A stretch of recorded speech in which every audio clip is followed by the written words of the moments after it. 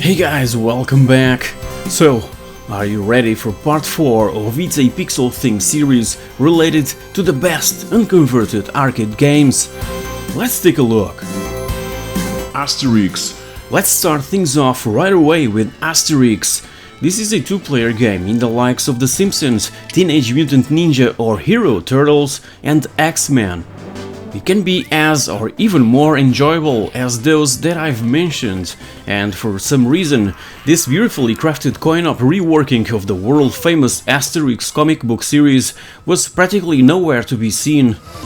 Despite being for only 2 players, it's tons of fun and highly enjoyable.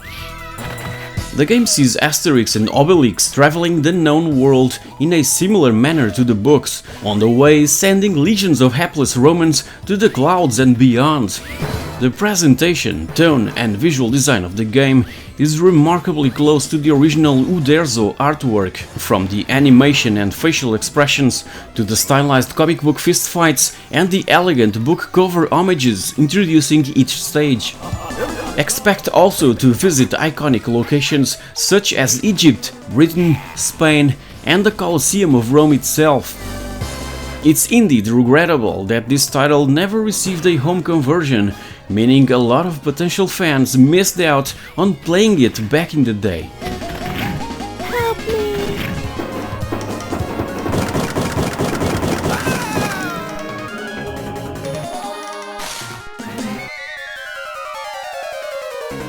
Thank you, Asterix. Metamorphic Force. Metamorphic Force, released in 1993, is yet another arcade original game coming from Konami that, along with Asterix, were among their latest and most graphically impressive titles within that genre of gaming. In this one, Athena, the daughter of Zeus, brings the playable characters to life, simply to banish an ancient evil, perfectly capturing in the process the spirit of 80s cartoons. There are 4 pseudo-immortal heroes possessing beast-transforming properties: a wolf, a puma, an ox and a bear.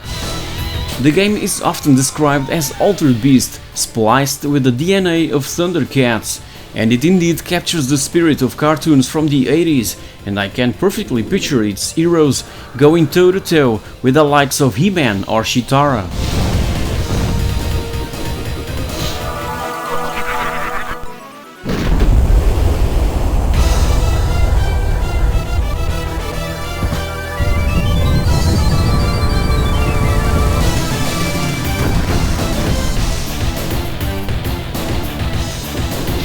Alien vs Predator. Alien vs Predator remains to this day exclusive to arcades. It's one of the most incredible and best examples of licensed mashup ever seen in a video game.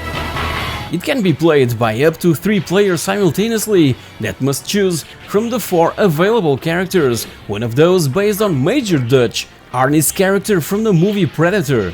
And again, back in the 80s and 90s, I was a sucker for everything Schwarzenegger related. Upon release, back in 1994, it was an instant success. Players would pile up and peek over each other's shoulders just to have a glimpse of the amazing gameplay that this game provided.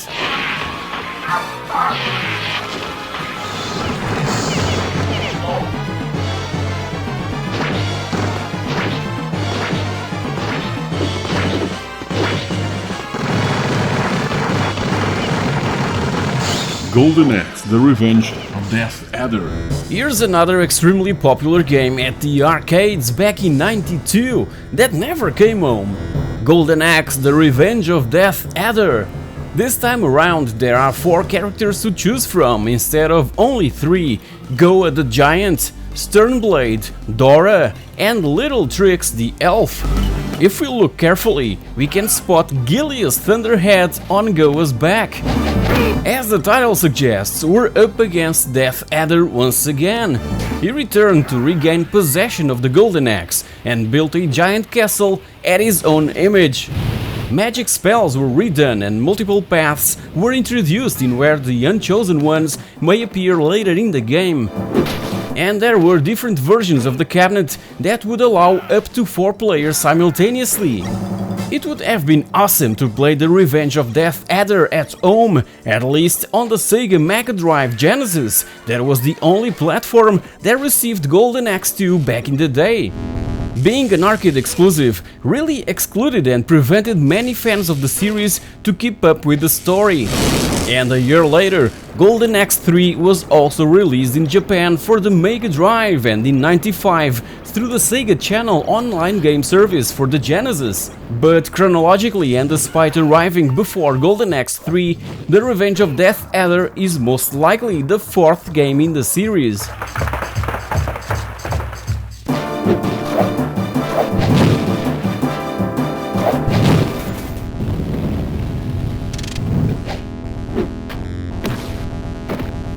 Demon Front.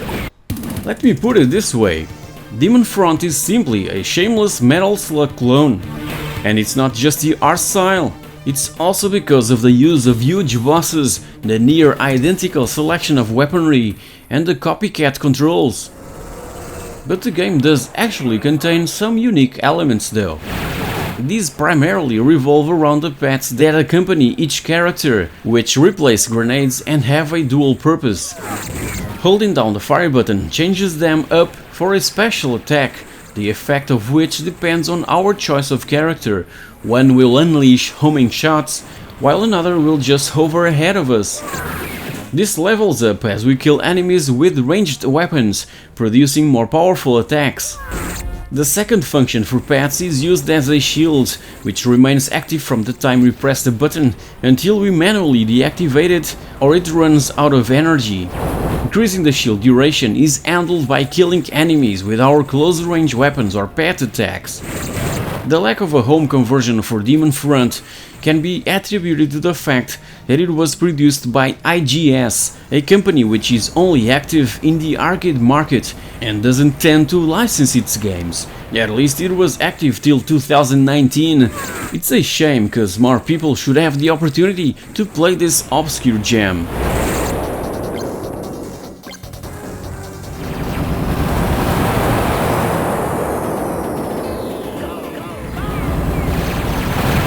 Heated Barrel. I've featured games from that corporation before in this channel. Toki, Cabal and Blood Brothers are three examples of incredible games from a company that only managed to deliver 5 games in total. And another one from those 5 was Heated Barrel, that somewhat follows the spirit of Blood Brothers, well, at least for its western setting. This time around we're facing a side-scrolling shoot-'em-up game that supports up to 4 players at the same time, giving us the chance to choose between 4 traditional western characters. Howdy partner, with his shotgun, the Mexican Chichi Gringo throwing boomerangs, the axe-throwing Indian Little Plum, and Billy Six Guns, a revolver-shooting cowboy, and obviously being a shoot-'em-up, we're dispatching other cowboys, Indians and ghosts. Yeah, that's right, ghosts. While shooting in all directions, we walk across towns, deserts and rivers, blasting everything that crosses our path.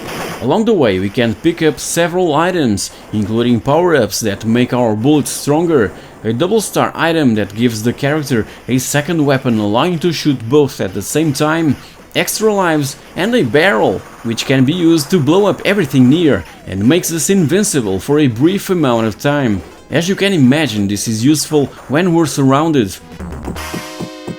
Some levels have large mid-bosses and all of them have an end-of-level boss. Another one that should have been great to play on one of the many 16-bit home systems available in early 90s.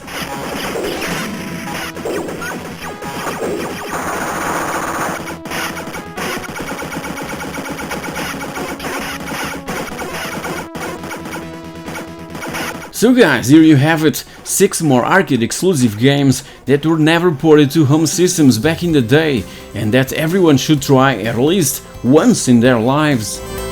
Check my other arcade related videos here on It's a Pixel Thing, and if you've enjoyed this one, leave a thumbs up and let me know if you've experienced any of the 6 games featured. Thank you very much for watching and I'll catch you all in my next video. Cheers!